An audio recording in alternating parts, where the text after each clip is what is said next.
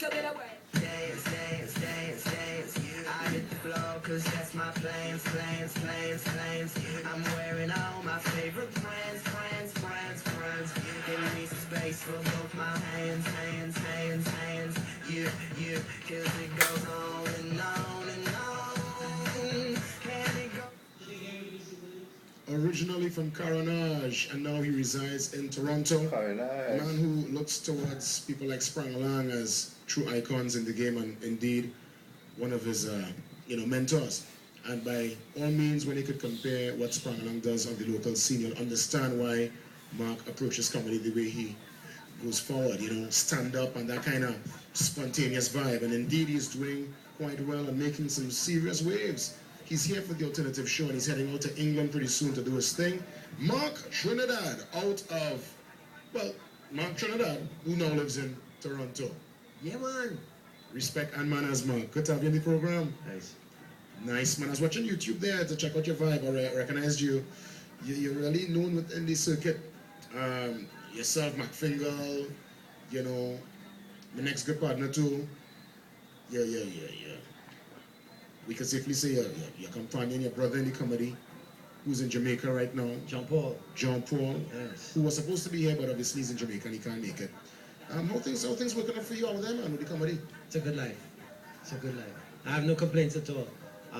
Left Trinidad 16 years ago to become a professional stand-up comic. Met the right people. Dedicated myself and been having a ball ever since. It's a wonderful thing.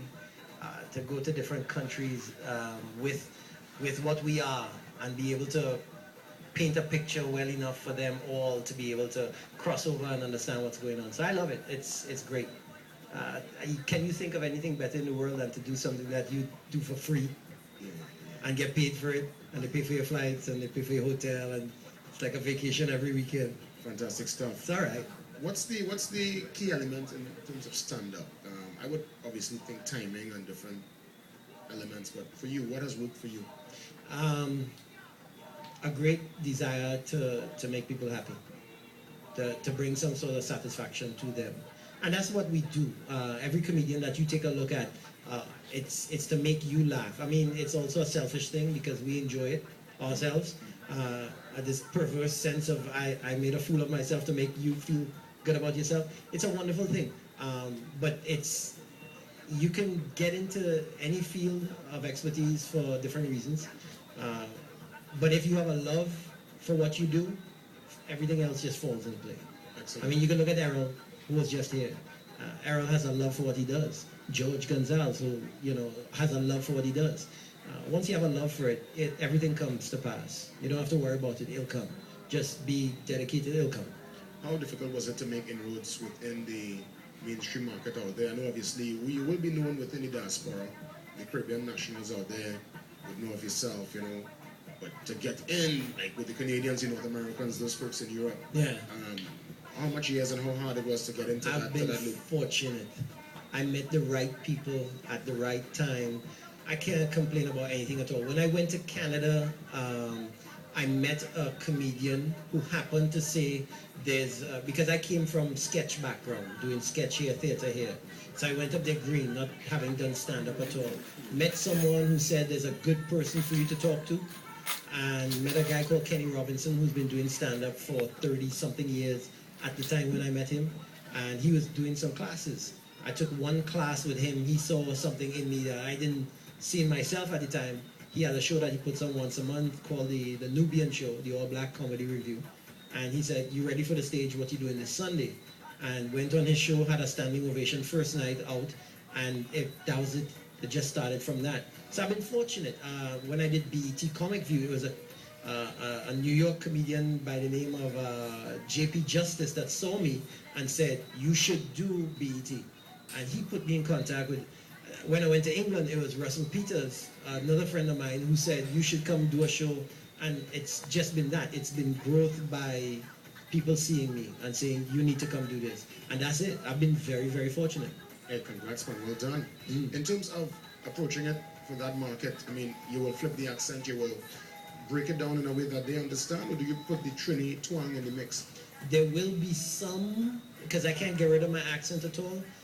But you certainly want to, if you have a crowd of 100 people and you have 10% from the Caribbean, if you stay within your accent, you get that 10% to laugh, you've done your job, but you've neglected 90%.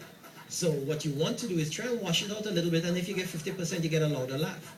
So even when I help teach some of the younger guys coming up, because I've been doing it for 16 years, so some of the guys look up to me, and when I teach them, I try to teach them about this is a business, and you want to try and make as much money as possible. But if you just cater to one, you'll only get money from that area. So if you cater to 50%, now you've opened up more avenues. It's a business, just like anything else. So I try to help out, and you need to try and wash a little bit. Not that you don't want to promote yourself as being Caribbean or anything like that, but you just want to get out there, talk more. In terms of the other aspect and the other business side to comedy, in terms of shows, film, have you made any headway in that direction? I'm not a person that, mind you, that conversation has come up in terms of getting into film and stuff. I like the instant gratification of being in front of a crowd and making the crowd laugh, and that's me. I love that part. So stand up, I love where I am, so I don't try and branch out too much, and I don't go and become extras in movies and stuff. Even though I have a very unique look, apparently that's what I don't smile at that. I don't like you. Your parents don't like you. No, I love what I do. I love what I do. What does a comedian do if they're giving their piece and the crowd like a big stone? There are ways to get through it. One thing would be if you toss a punchline and the punchline drops on the ground, run right over it. Nobody knows the punchline but you. So don't stop at the punchline and wait for them, because then they'll realize that was the punchline and we didn't laugh. Boo! And they'll boo you out there. So you had to be able to run right by it. Yeah. Like if it never existed. We pelt you with bottles and eggs in Trinidad, you know. Well, thank God now they're giving you plastic bottles now, so, and those have a distance before they start to fall and stuff like that. So. Ask our friend from Antigua, he needs to come on. I just say, I get pelted with egg, you know. Yeah, boy. Tell us, in terms of, really quick before we take the pause. You want to be worried now? What are we, no, you're safe, you're safe. What are we getting from you for this alternative show over the weekend? Same thing that I always do. Try to bring as much funny as possible and see where it lays. It's been a wonderful 3 shows so far.